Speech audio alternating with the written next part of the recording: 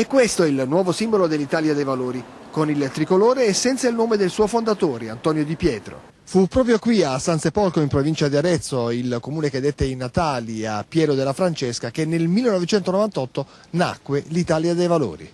Tema della 2 giorni toscana, il lavoro. Noi ci vogliamo occupare del lavoro, della lotta alla corruzione, della lotta all'evasione fiscale, di prendere i soldi che stanno in Svizzera agli italiani che hanno portati lì. Bene, facendo questo e finanziando le piccole e medie imprese, la partita IVA, chi lavora nel terzo settore e le fasce sociali più deboli, rimette in moto l'economia e dà lavoro.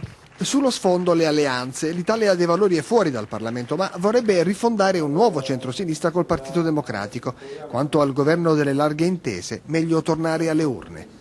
Noi dell'Italia dei Valori riteniamo che devono essere i cittadini a scegliere chi li governa. I cittadini non hanno scelto una convivenza di necessità come quella attuale, quindi prima si va alle elezioni, meglio è, e che siano i cittadini a scegliere programma,